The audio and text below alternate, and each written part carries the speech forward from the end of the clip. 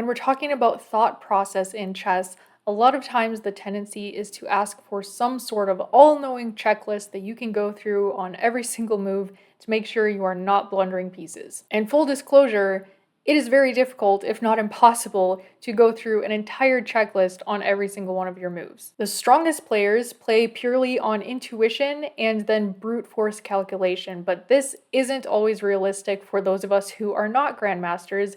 It can be helpful to have a checklist to organize what you're thinking about during a game. So today I'm going to give you a checklist to get you started. This can be used and sort of changed for whatever level you happen to be at, and you can add things to this list. You can take things away from this list if it's something that you've found more intuitive and you don't really need to think about. But these are just the things that have been helpful for me at sort of that wider level. Obviously, in a game, you're going to be a lot more familiar with the position because you've been playing it, like you've gotten your pieces to these squares, and so you won't need to go through each one of these things on every single move. But especially when you find yourself thinking that I think this is a critical position where my next move might matter kind of a lot, this is where these checklists can be very helpful. So number one, after your opponent makes their move, you should be asking yourself, what does that move do? And honestly, this is one that you actually can ask yourself on every single move, because sometimes it's a move that you expected, sometimes it's a move that you didn't expect. And so asking yourself, what are all the things that that move is doing in the position? That can be really helpful in making sure that you're not making any blunders. So some general things that their move might be doing, is it lining up a potential checkmating attack? One thing that I've found very helpful is looking, okay, does that move actually threaten any checks if we were to give them another move in a row? You could also ask, is that move threatening a piece? And if so, do I need to move the piece that it is threatening? Or, can I make a bigger threat? And generally in a game, you're going to have a plan, like where you're kind of trying to move your pieces and get, a checkmate or win some material. You have a general plan.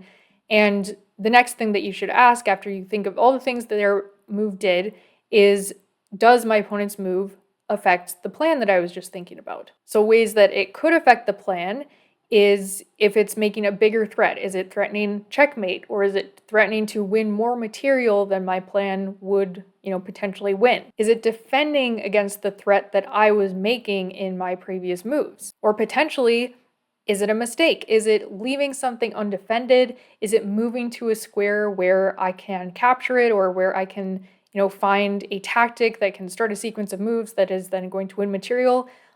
Your opponents are not going to play perfectly, and so it's important, in some cases to trust that your opponent is going to play the best move, but not always assume that your opponent will play the best move, because sometimes they're going to blunder, and you want to be aware of that and take advantage of that when they do make those mistakes. So then we move on to thinking about our own candidate moves.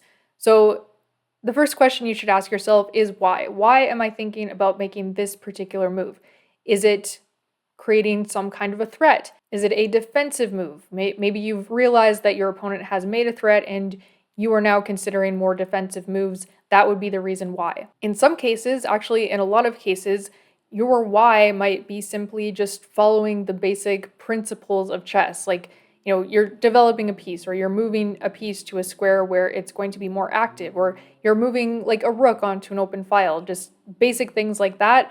That is often a perfectly valid reason why you are making a certain move. But if you cannot find that specific why, or if your why is simply, I don't know what else to do in the position, then you may want to rethink your move. Every single move in chess matters, and you can win or lose a game based on just one move. And so when you start thinking in those terms, then every single move becomes so important to find that why.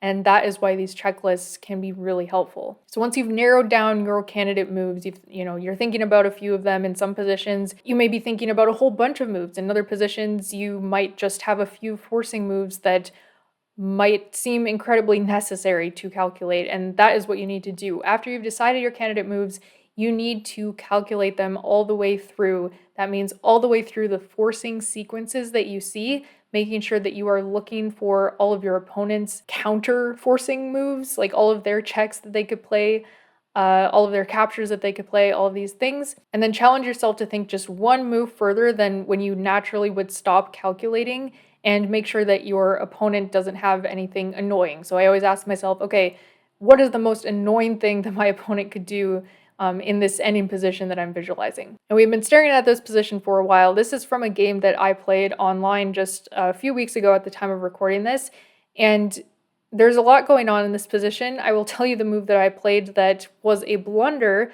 because I did not go through this checklist. It was queen to b3, and my plan is quite simple. I want to come up here and I want to checkmate defended by my knight. But I didn't ask myself that age-old question of what is the most annoying thing my opponent could do. And that most annoying thing is to capture this pawn that I have left undefended, giving a check, and forcing this sequence, which is ultimately a draw after a bunch of these checks. We ended up drawing the game. Now, it could have been a lot worse than that because this bishop is also aiming down here, and I got very lucky that I happened to have these squares that I could escape to. But this never would have even been a problem if I had just noticed that my opponent was still looking at this pawn. Now again, my plan in the position was to get onto this light square diagonal, come up here, and attack these pawns, which are also attacked by my knight. But the problem is that I skipped a step in the checklist, right? So something that my move would do, so asking myself that question in reverse, is it is undefending this pawn, which is a very crucial pawn in the position. A better move here, and one that I potentially should have considered, is simply attacking the queen, getting the queen away from looking at this pawn so that then I could possibly continue with my plan depending on where they would go. So, maybe a rook move like rook e1. Where's that queen going to go? Maybe queen b5. And now, maybe make the queen trade. I'm up a pawn in this position, so it's probably a perfectly valid decision. But the point is that I'm not just totally drawn here. I don't get my king run all over the place and get checked into oblivion, and the position is not going to end in the next few moves. So again, as you get better and better, these kinds of questions you will not need to ask yourself on every single move, but they can be really helpful, and you can add or subtract questions, whatever you see happening in your own games. Some questions that I think are really helpful all the way up to my level. Like this is a game I've played very recently, and questions that even I should be asking myself. So I hope that helps you build out a checklist of your own. If you have more questions that you like to ask yourself when you are playing chess, please let me know down in the comments. We love to share information around here. Thanks so much for watching. Don't forget to subscribe, especially if you're new, and I'll see you soon.